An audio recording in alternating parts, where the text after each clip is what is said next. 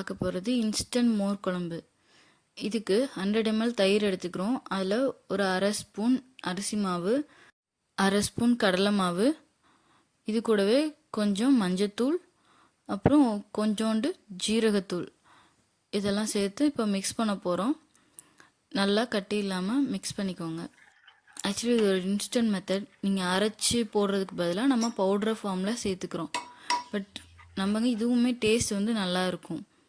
இப்போது ஒரு கடாயில் எண்ணெய் சேர்த்துக்கிறோம். எண்ணெய் ஹீட் ஆன உடனே ஃபஸ்ட் கடுகு உளுத்தம்பருப்பு போட்டு நல்லா பொரிஞ்ச விடுறோம். இது நல்லா பொரிஞ்சதுக்கப்புறமா கொஞ்சம் சின்ன சின்னதாக கட் பண்ண இஞ்சி ஆட் பண்ணுறோம். இஞ்சியும் பொரிஞ்சதுக்கப்புறமா நம்ம இதில் வந்து பச்சை மிளகா, கருவேப்பிலை, அதுக்கப்புறம் கடைசியாக நம்ம குட்டி குட்டியாக கட் பண்ணி வச்சுருக்க வெண்டைக்காவையும் ஆட் பண்ணி நல்லா வதக்க போகிறோம். இந்த வெண்டைக்காய் வந்து நல்லா தோல் சுருங்கி வெந்த மாதிரி அந்த தெரியும் பார்த்தாலேயும். க்ரீன்லேருந்து டர்ன் கொஞ்சம் பிளாக்கிஷ் அந்த மாதிரி ஸ்கின் சேஞ்ச் ஆகும். அப்போது வந்து நீங்கள் கலந்து வச்சுருக்க மோர் ஆட் பண்ணி உப்பு போட்டு கொதிக்க விட்டுடலாம். இது நல்லா கொதித்து வரட்டும். இந்த வெண்டைக்காய் இதெல்லாம் நல்லா வெந்த உடனே நம்ம இதை இறக்கிட்டு சாப்பிட ஆரம்பிக்கலாம்.